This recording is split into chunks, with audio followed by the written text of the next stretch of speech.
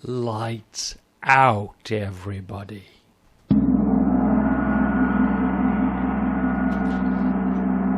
This is the witching hour.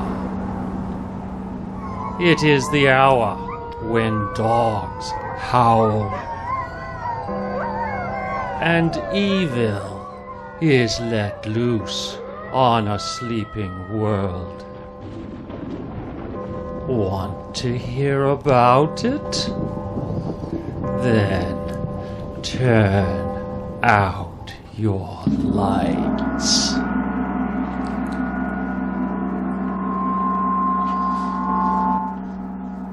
WSCA LP Audio Theatre presents a revival of the play Coffin in Studio B, a classic from the National Broadcasting Company series entitled Lights Out. Willis Cooper is the author of tonight's play, and James C. Darling is your dialogue director. Sit in the dark now and listen to Lights Out.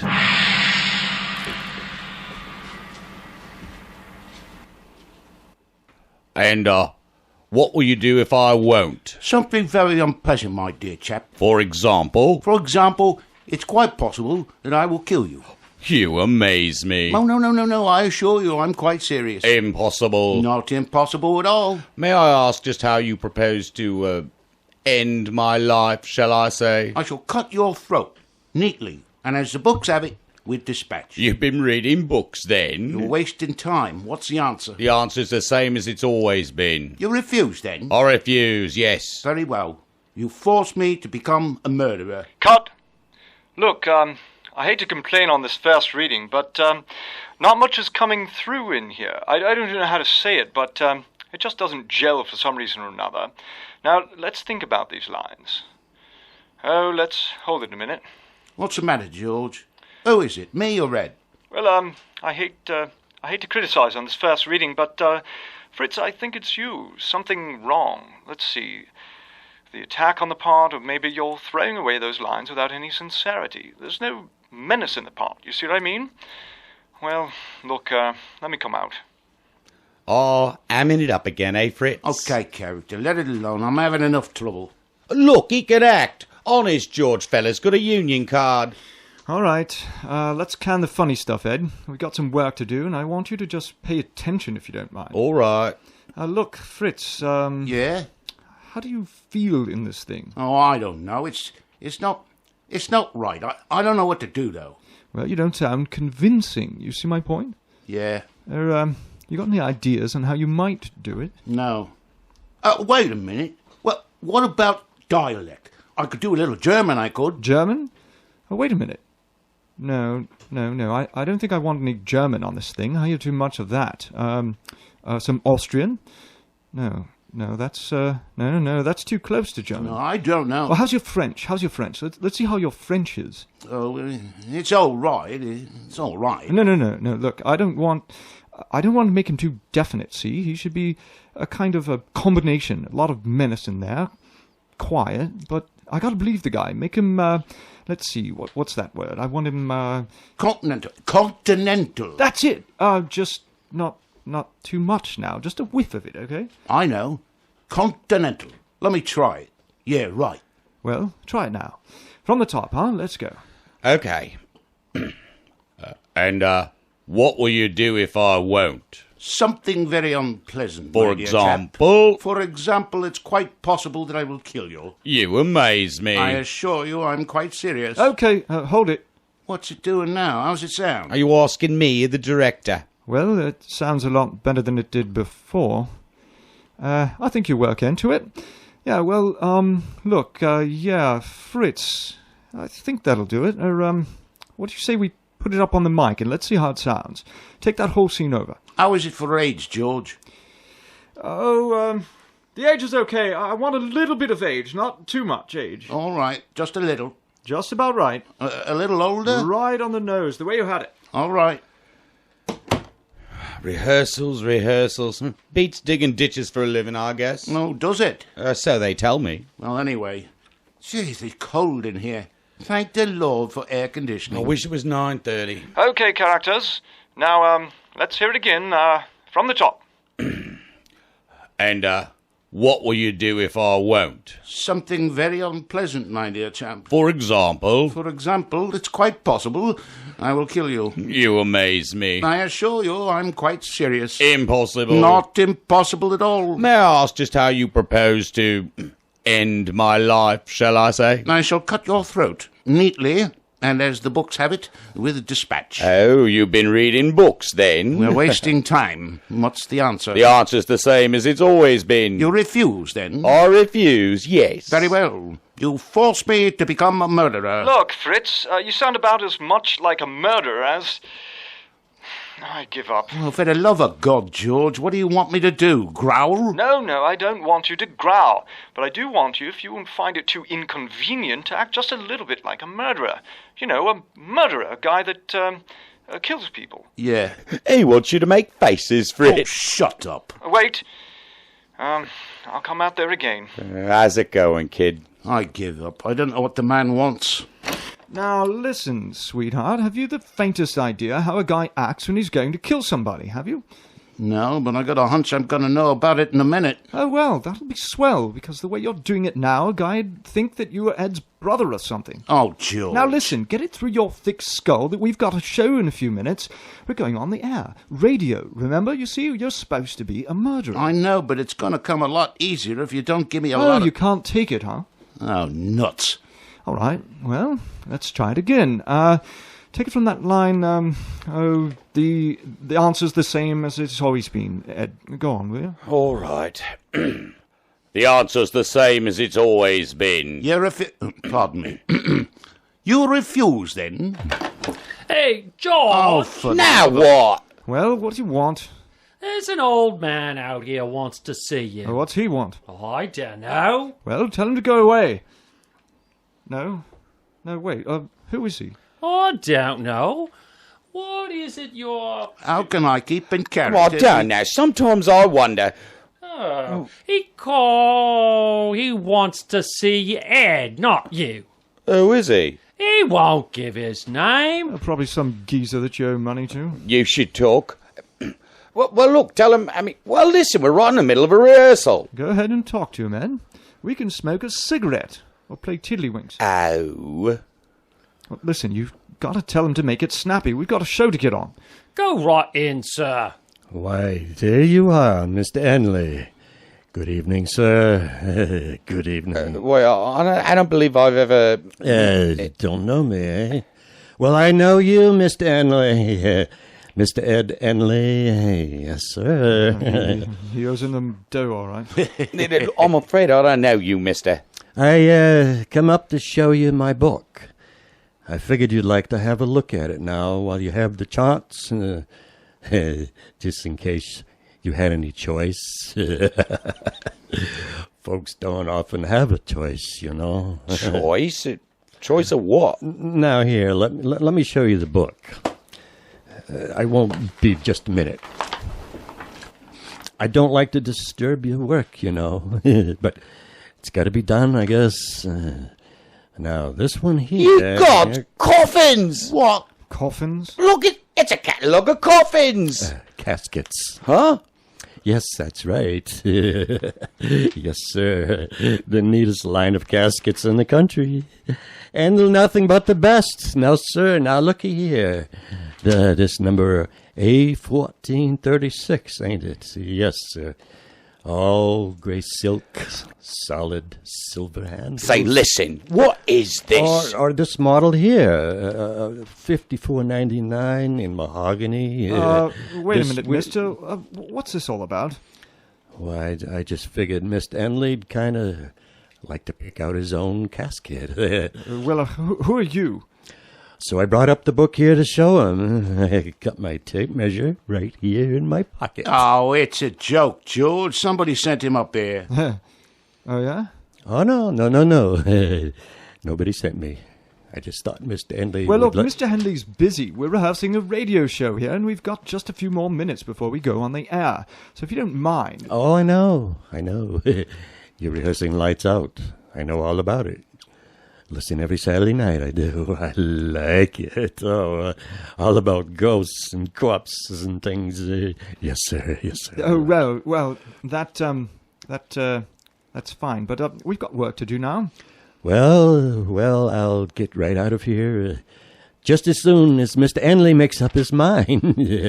Now, this 1436 that I was showing you... Listen, mister, I don't want to buy a coffin. I've got no use for one, you get me? Solid silver handle. George, this old man's screwy. Oh, no. No, sir. Now, wait, I got some pictures here in colors, if you like something a little fancier. Now, just a minute till I find it. Fritz, Yeah. go get Horace and have him get this knot out of here. I think the old man's really crazy. Yeah, okay. Sir, did somebody send you up here to see Ed Henley? Send me? No, sir, I told you. I thought it all up by my own self. This here age 60, 70, 82 with the bronze plate on top. How do you like that? Pretty nifty, isn't it? Yeah, yes, sir. Listen, I've told you I don't want a coffin. You can have it with solid silver plate if you like that better. If I were you, Ed, I'd get the one with the silver plate. Oh. Yes. Yeah. I rather like that one with the silver plate. Mm-hmm. That's the one, all right. The H67 82A with solid silver plate. Yes, sir. Well, that's all I wanted to know. Yes, sir, that's what I come up here for. Well, thank you, Mr. Enley. Thank you very kindly. I think you'll find it very satisfactory. I'm sure I will. And thank you, sir. I'll be going now. Thank you ever so much. Sorry to interrupt you. Goodbye. Goodbye, gentlemen. Thank you very much, Mr. Enley. Well, I wonder what goes with that man. Whose idea was that? In here, Horace. It's all right. Fritz, he's gone now. What? We don't need you, Horace. Huh? Where'd he go? Well, he just went out that door a minute ago. Didn't you see him? No. He must have went the other way. He went out that door right there. Oh, well, that's funny. We didn't see him. Listen, Horace, was that your idea? Mine? Well, God, no. I know. It was one of the announcers. Wise cracking guys. Well, I don't think it was so funny myself. Not at this time of night with nobody else in the old place. How'd you get rid of him, Ed? Oh, the old man was showing us coffin after coffin, and I suggested to Ed that he buy number H6783A. With solid silver plate. So he said okay and scrammed. Leave it to me to handle the nutcases. I've had experience enough producing shows around here. Oh. Thank you, dear. You birds want me anymore. No, Horace. Thanks. Oh, if you see the old coffin seller again, though, tell him we're not in the market. Now, come on, let's get to work. All right.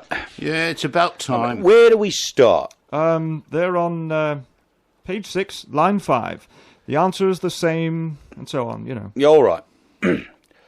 The answer's the same as it's always been. You refuse, I then, huh? refuse, yes. I'll get that next time through. Very well. You force me to become a murderer. No! You force me to become a murderer. You force me to become a murderer. Go on.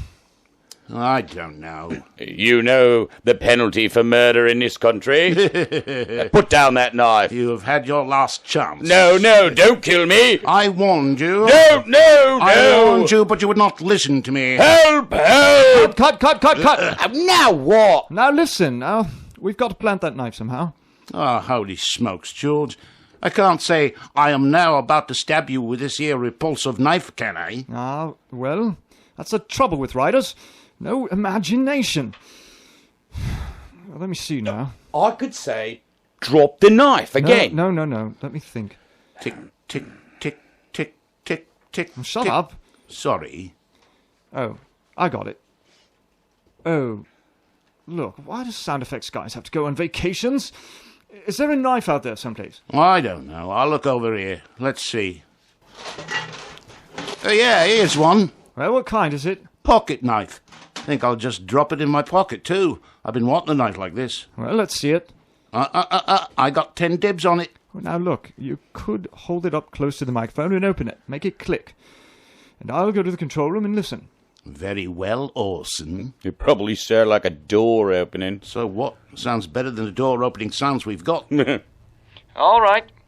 Let's hear it now. Open it up. No, not so loud. Try it again. Okay, now, Fritz, you put that effect in just as you start to struggle. Give him the cue, Ed. What? No, help, that business? Yes. No, help! You would not listen to me. Stab him! Oh, yeah, okay. You, better fall down on the floor, Ed. It'll sound better. Why is it I always have to do the falling? Go on. Ah, nuts! Okay. Okay, now, how are we going to ring that gong? Oh, I don't see why we can't get some help on this show. Why don't you get Horace? That's an idea. I'll go get him. Oh, gosh, I'm tired. I was there at 9 this morning for an audition. I haven't even had time to get any dinner. Actors. The idle rich. Says you. Say, who do you suppose sent that dizzy old man up here? Oh, I don't know. Lots of funny jokers around this shop. Well, it was a good gag for this show, I guess. Except I don't suppose it'll be so funny for the old man when he finds out it was a gag. Yeah, I don't imagine it's a very good racket running around peddling coffins. Never even knew they peddled coffins that way. Neither did I. I was reading. The genius. Yeah. You have plenty of time to catch up on your reading after the show's over. I want you to sock that gong. All you gotta do is take the little club and clout the gong when George points at you, Horace. If George points at you, Horace. Listen, who's producing this show? I sometimes wonder. Oh, where's the stick to hit it with? You're practically standing on it. Huh? Oh. All right. Now, look, I'll go into the control room and you guys go on into the fight. Now, you watch me, Horace, and when I point, you sock that gong. Okay. Oh, George. Listen, do we have to go through the whole thing again? My throat's getting No, ragged. just the struggle part. Now, wait till I get in. It is a good bat, Horace. Okay. Okay, struggle. Pay attention, dummy. Will you hit that gong? Oh, excuse me. I wasn't what? I was watching Ed and Fritz. Well, look, you watch me from now on. I'll give you the cues and you do 'em. You got it? Okay. Go ahead, struggle.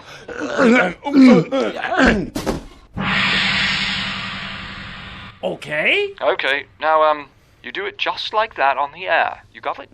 Okay. George, I gotta go. There, that phone's ringing in the lobby. Well, hurry up. We're practically on the air. Wish I had a cigarette. No smoking in the studios. Speak when spoken to. I was talking to Fritz. Oh, well, there's still no smoking in the studios. Oh, brother. Want to get something to eat after the show, Ed? Oh, not me. I'm going to be dead. I'm dragging too. I'm going sailing with Jake tomorrow. How are you? Yeah. Okay, George, I'm back. Well, look, come on, will you? Come on.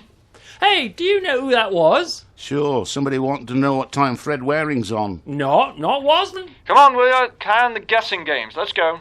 It was the old Coffin guy. He wanted to know if Mr. Henley wanted a silver or a bronze plate on his coffin. What'd you tell him? Silver, I says. Nothing cheap about Mr. Henley, I says. Yeah, listen, you oughtn't to kid the old man like that. He's just poor harmless old nut. Besides, the first thing you know, somebody will be knocking at my door, delivering a coffin and collecting money for it. Trying to collect, you mean? Now listen, you lugs, if you want to play comedy, you go talk to Jack Benny, will you? You're wasting your time over on this side. Now, let's go to work. Now, if that old man calls again, you tell him to go jump in the lake. Now, come on, look at page 10. We won't have time to take it in dress. Top of the page. I want, running footsteps. All three of you cross the studio floor, up the stair steps. You stop and run back down. You got it? On my cue. Okay, hurry up now. Now, Take the knock on the door and the footsteps coming in. It's bottom of page 11. You do the knock, Ed. Horace, you open the door. And Fritz, you do the footsteps. You got it? On my cue. Okay, keep it that way. She's coming right up now. Fritz, you do the wind machine. Right, George. Ed, you do the chimes. Okay. Horace, you sock that gong. Right, George. On your toes now. At my cue, Fritz. Quiet, everyone. 5 seconds. Lights out, everybody. This is the witching hour. It is the hour when dogs howl, and evil is let loose on a sleeping world. Want to hear about it? Then turn out your lights.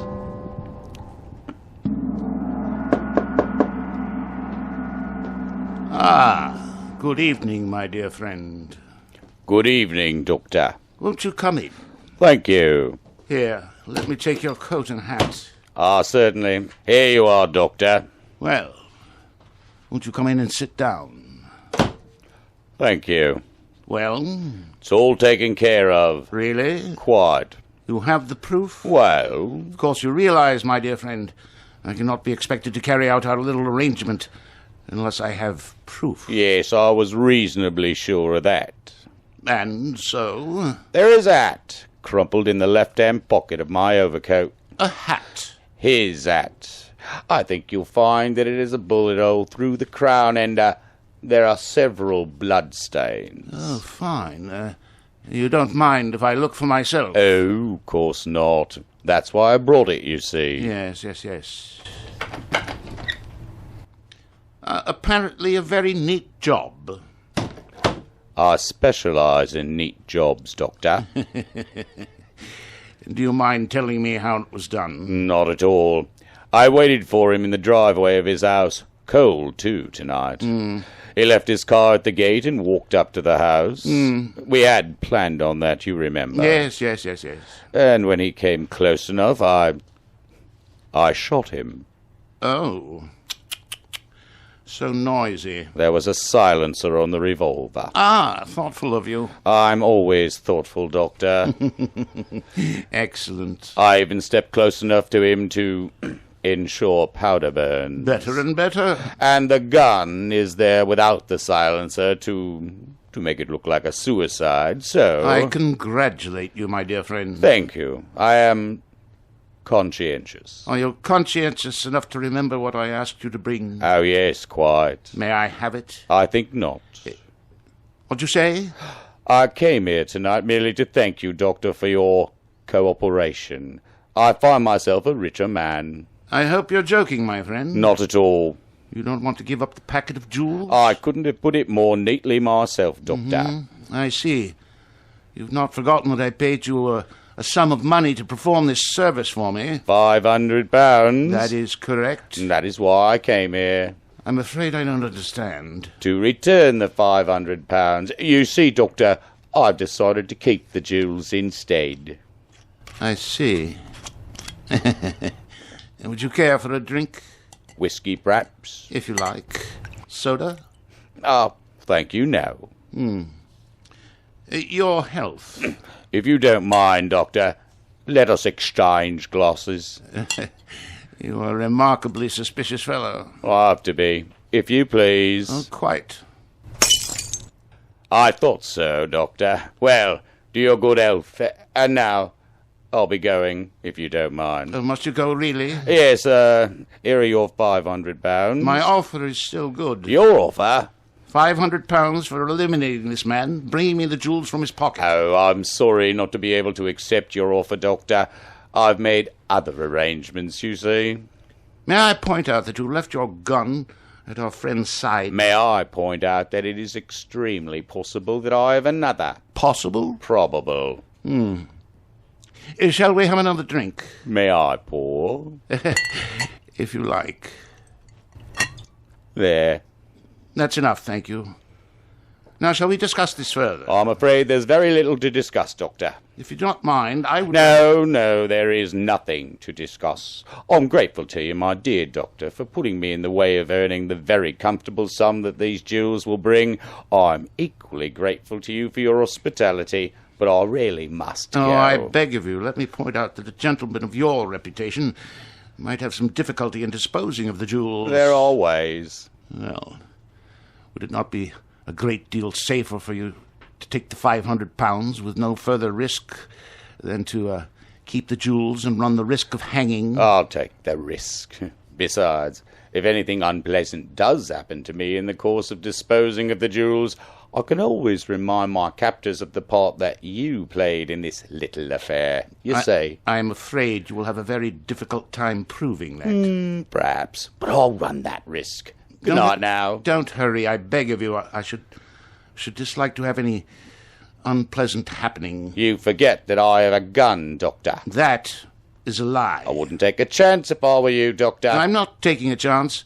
I know you have no gun. Really? Really. Interesting. How? A very simple process of deduction. There is none in your overcoat. I could tell by the weight of it. Ah, but there is. Ah, thank you. I was rather certain that it was there. And so I took the liberty of locking the overcoat in the closet when I got up to inspect your friend's hat. Checkmate, my dear friend. Stalemate, I think. I still have the jewels. And I warn you for the last time to give them to me. I'm sorry. It'd be a great deal better for you if you would, you know. What will you do if I won't? Something very unpleasant, my dear friend. For example? It is quite possible I will kill you. You amaze me. I assure you I'm quite serious. Impossible. It's not impossible at all. May I ask just how you propose to, end my life, shall I say? I shall cut your throat, neatly, and as books have it, with dispatch. You've been reading books, then? I'm wasting time. What's the answer? The answer's the same, and it's always been. You refuse, then? I refuse, yes. Very well. You force me to become a murderer. You know the penalty for murder in this country, Doctor. Put down that knife. You have had your last chance. No, don't kill me. I warned you. No, I warned you. You wouldn't listen. Help! Ah! Ed! Ed! You stabbed me, Fred. Oh, my God. Horace, look, the knife slipped. I didn't mean... I caught him. I didn't mean... I caught him. Oh. Blood! You've really killed him, Fritz! No, I didn't. Well, I got here just in time, didn't I? Yes, sir. Model H6782 with silver plate for Mr. Enley. No! Yes, sir. Yes, sir. Just bring it right in, boys. Mr. Enley's all ready for it. You have just heard Coffin in Studio B, a Portsmouth Community Radio WSCA LP 106.1 FM revival of a Lights Out program. In tonight's cast, you heard James Sears as Ed, James C. Darling as Fritz, Brian Gregg as George, Dan Comley as Horace, and Chuck Curtis as the Coffin salesman. The dialogue director for tonight's program was James C. Darling. Our technical director was John Lovering. Manual sound effects were created by Melanie Lovering. My name is Dan Comley, and it has been my pleasure to be both your narrator and announcer for Coffin in Studio B. All right, you may turn your lights on now.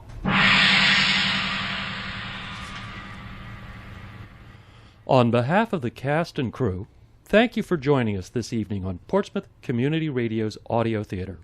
Be sure to check our web calendar at www.portsmouthcommunityradio.org for upcoming audio theater productions. And now, from our studio at 909 Islington Street in Portsmouth, New Hampshire, we wish you a good evening.